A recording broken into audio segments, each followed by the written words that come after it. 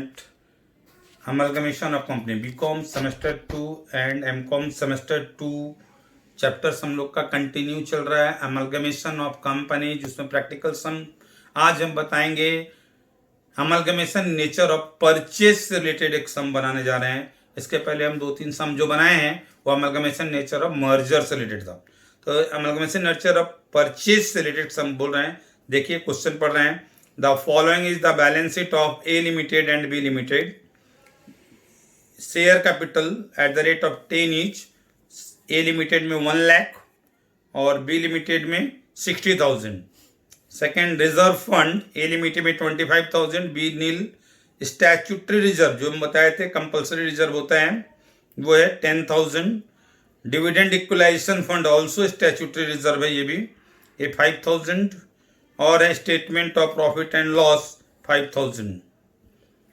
लिख रहा है यहाँ पर नॉन करेंट लाइबिलिटी 10% डिवेंचर 20,000 और दिया है employ provident fund 5,000।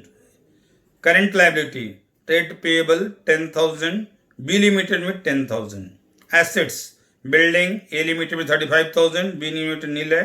Machinery A limited 1 lakh, B limited 50,000।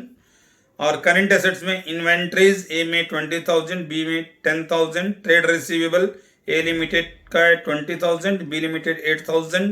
Cash at bank A limited 5,000, B limited 2,000। Both companies agrees to amalgamate to form C limited. A और B दोनों मिलकर के एक नई कंपनी फॉर्म हो रही है अमलगमेट होकर के, C limited, which acquire the assets and liabilities of both the companies. सारा एसेट सारा लायबिलिटी को टेक अप किया जा रहा है। The main facts of the amalgamation are as follows. Number 1, the assets of A Limited were taken over at a reduced value of 10% with the exception of building which was accepted at book value. बोलता है कि जो सी limited नई company form हो रही है, सिर्फ ए limited के जितने भी एसेट्स हैं सबको 10% रिड्यूस वैल्यू पे टेक ओवर कर रही है। सिर्फ बिल्डिंग को बुक वैल्यू पे टेक ओवर कर रही है। बी लिमिटेड के बारे में कोई इंफॉर्मेशन नहीं दिया है। इसका मतलब बी लिमिटेड के सारे एसेट्स को बुक वैल्यू पर ही एक्सेप्ट किया जा रहा है। कैश एट बैंक में हम लोग रिड्यूस नहीं करते हैं, वो तो जो रहता है एज लेते हैं। Second point, both companies will receive 5% of the net value of their respective business as goodwill.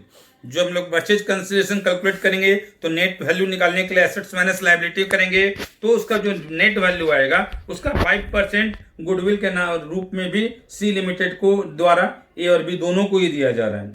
The entire purchase consideration will be paid by C limited in the fully paid shares of ₹10 each. Purchase consideration का payment C limited जो है वो आपका fully paid share के द्वारा कर रही है। Fourth number, in return of debenture in A Limited, 12% debenture of the same amount be issued by C Limited. A Limited में डिवेंचर्स जो था 12% सेम डिनोमिनेशन में आपको C Limited जो नई कंपनी है वो उसको कन्वर्ट कर दे रही है। Give necessary journal entries in the book of C Limited and prepare balance sheet in the book of C Limited assuming amalgamation in the nature of purchase. Solution देखिए इसका। सबसे पहले हम लोग परचेज कंसिडरेशन कैलकुलेट करने जा रहे हैं। ए लिमिटेड का भी और बी लिमिटेड का भी दोनों को हम पैरेलल लिख दिए हैं। सबसे पहले ए लिमिटेड का बिल्डिंग जो बुक वैल्यू में लेना है। ए लिमिटेड का बुक वैल्यू 35,000 बिल्डिंग का था, 35,000 लिया गया, बी में तो था ही नहीं। मशीनरी जिसका बुक वैल्यू ए लिमिटेड में 1 लाख था, 10% रिड्यूस करना है। 1 लाख का 10% 10,000 माइनस करने से उसका वैल्यू 90,000 लिया गया है। बी लिमिटेड का मशीनरी 50,000 बुक वैल्यू लिया गया है, उसके बारे में क्वेश्चन में नहीं लिखा है कि रिड्यूस वैल्यू करना है। इन्वेंट्रीज को भी हम लोग ए लिमिटेड जो 20,000 था 10% उसको रिड्यूस करके 18,000 लिया गया है। बी लिमिटेड का इन्वेंट्री 10,000 बुक वैल्यू पे लिया गया है। ट्रेड रिसीवेबल जो 20,000 का था 10% लेस करके 18,000 ए लिमिटेड के लिए लिया गया है। बी लिमिटेड का बुक वैल्यू 8,000 लिया गया है। कैश एट बैंक तो 5,000 ए का एजिटी लेना है और बी का 2,000। तो एसेट्स का टोटल हो रहा है ए लिमिटेड का 1,66,000, बी लिमिटेड का 70,000। उसमें लाइबिलिटी हम लोग को माइनस करना है तो ए लिमिटेड का लाइबिलिटीज था 10% डिवेंचर 20,000 था, एम्प्लॉय प्रोविडेंट फंड 5,000 था और ट्रेड पेबल 10,000 था। टोटल मिलाकर के 35,000 का ए लिमिटेड में लाइबिलिटीज है, जबकि बी लिमिटेड में सिर्फ ट्रेड लाइबिलिटी पेबल था 10,000 का। एसेट्स में से लाइबिलिटी को माइनस करने से ए लिमिटेड का नेट वैल्यू आ रहा है 1,31,000, जबकि बी लिमिटेड का नेट वैल्यू आ रहा है 60,000। 5% गुडविल का भी ऐड करना है हम लोग को, तो 1,31,000 का 5% 6,550 और बी लिमिटेड के लिए 60,500 3,000, दोनों का परचेज कंसिडरेशन ए का आ रहा 1,37,550 एंड बी का 63,000। जर्नल स्टार्ट करते हैं। Journal entry in the book of C limited transferee company में करना है। आप लोगों को बताया गया था, एंट्री पहले भी एंट्री करा चुके हैं। पहला एंट्री है business purchase account debit to liquidator of A limited to liquidator of B limited. दोनों का परचेज कंसिडरेशन ऊपर कैलकुलेट किया गया 1,37,550 ए का और 63,000 बी का, दोनों ऐड करने से 2,05,550 आया। नरेशन आप लोगों को पहले बता चुका है, purchase consideration due of A and B limited. फिर हम लोग दोनों कंपनी के एसेट्स को ऐड करके लेंगे, रिवाइज वैल्यू पे लेंगे। In the nature of purchase में जो भी रिकॉर्ड होता है, जो भी इनकॉर्पोरेट होता है एसेट्स और लायबिलिटी न्यू कंपनी के बुक में, ट्रांसफरी कंपनी के बुक में, वो रिवाइज वैल्यू पे होता है। तो चूंकि नेचर ऑफ परचेज है, इसलिए बिल्डिंग को हम लोग रिवाइज वैल्यू 35,000 था, उसका तो कुछ रिवाइज हुआ नहीं था, तो 35,000 लिया गया। मशीनरी का रिवाइज वैल्यू ए का 90,000, बी का 50,000, दोनों मिलाकर 1,40,000। इन्वेंट्रीज का रिवाइज वैल्यू ए का 18,000, बी का 10,000, 28,000। Trade receivable 20,000 plus 8,000, 28,000। यहाँ पर हम लोग रिवाइज वैल्यू ट्रेड रिसीवेबल का जो 20,000 है पूरा लिया गया, जबकि 18,000 में 2,000 प्रोविजन फॉर डाउटफुल डेब्ट्स को हम लोग लिखेंगे, लेकिन क्रेडिट साइड में उसको हम लोग प्रोविजन फॉर डाउटफुल डेब्ट्स को लिखते हैं, डायरेक्ट सब्ट्रैक्ट नहीं करते हैं। इसलिए ट्रेड रिसीवेबल का 20,000 हम ले रहे हैं 18,000 के बदले में। क्रेडिट में 2,000 को हम लोग दिखाएंगे प्रोविजन फॉर डाउटफुल डेब्ट्स के नाम से 2,000 रुपया। फिर कैश एट बैंक 5,000 प्लस 2,000 7,000 है। और उसके बाद क्रेडिट में provision for doubtful debts 2,000, 10% debenture 20,000, employ provident fund 5,000, trade payable 20,000 and business purchase account 2,05,550। दोनों का बैलेंस करने से डेबिट का अमाउंट कम हो रहा है, क्रेडिट का ज्यादा हो रहा है। हमने बताया था नेचर ऑफ परचेज में अगर डेबिट साइड में कम होता है तो गुडविल लिख करके बैलेंसिंग करना पड़ता है, और क्रेडिट साइड में कम होने से हम लोग उसको कैपिटल रिजर्व करके बैलेंसिंग करते हैं। फिलहाल इसमें डेबिट साइड में बैलेंस कम हो रहा है तो गुडविल लिख करके मिलाया गया 9,550। अब दोनों का दोनों साइड का बैलेंस हो गया। ये incorporation of assets and liabilities आपको बताया गया।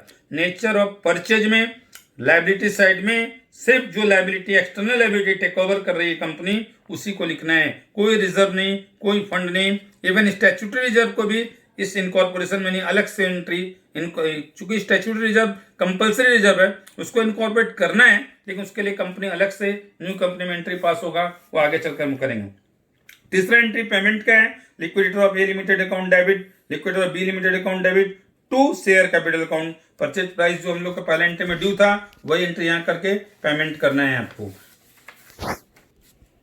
फिर नेक्स्ट एंट्री, चूंकि डिवेंचर ऑफ ए लिमिटेड को सी लिमिटेड कन्वर्ट कर रही है सेम डिनोमिनेशन में, तो उसका भी एंट्री करना है। 10% डिवेंचर इन ए लिमिटेड को डेबिट करना है और 12% डिवेंचर में कन्वर्ट कर दिया गया, सी लिमिटेड का एंट्री पास हुआ। अब आते हैं स्टैट्यूटरी रिजर्व, इसको भी आपको एंट्री में दिखाना है। Amalgamation adjustment account debit to statutory reserve account 10,000। अब बैलेंस शीट देखिए, सी लिमिटेड का बैलेंस शीट, ए और बी का जो परचेज करके सी लिमिटेड फॉर्म हुआ है उसका एंट्री देखिए, बैलेंस शीट देखिए कैसे बनाए। सबसे पहले हम लोग शेयर कैपिटल दोनों कंपनी को जो इशू है 2,05,550 वो शेयर कैपिटल में दिखा देना है। रिजर्व एंड सरप्लस में स्टैट्यूटरी रिजर्व 10,000 दिखा देना है। नॉन करेंट लायबिलिटी में 10% डिवेंचर के बदले कन्वर्ट होकर उसका नाम 12% डिवेंचर हो गया, 12% डिवेंचर 20,000 दिखाना है। एम्प्लॉय प्रोविडेंट फंड 5,000 दिखा देना है। फिर करंट लायबिलिटी में ट्रेड पेएबल 20,000 जो एंट्री नंबर 2 से दिखाया गया उसको जोड़ देना है, टोटल कर देना है 2,55,550। एसेट साइड में नॉन करेंट एसेट्स में सबसे पहले फिक्स्ड एसेट्स में टेंजिबल एसेट बिल्डिंग था 35,000 दिखा देना है, मशीन था 1,40,000 दिखा देना है, और इंटेंजिबल में गुडविल एंट्री नंबर 2 में बैलेंसिंग फिगर आया था 9,550 वो दिखा देना है। फिर अदर नॉन करेंट एसेट्स में जो अमलगमेशन एडजस्टमेंट आया है वो दिखाना है आपको 10,000। उसके बाद करेंट एसेट्स में इन्वेंट्री 28,000, ट्रेड रिसीवेबल 26,000, इसमें हम लोग क्या किए थे कि जो प्रोविजन फॉर डाउटफुल डेब्ट था, वैसे 28,000 दिखाए गए एंट्री नंबर 2 में, लेकिन 2,000 प्रोविजन फॉर डाउटफुल डेब्ट का लेस करने के 26,000 आ रहा है। कैश एट बैंक 7,000 है, टोटल 2,50,550।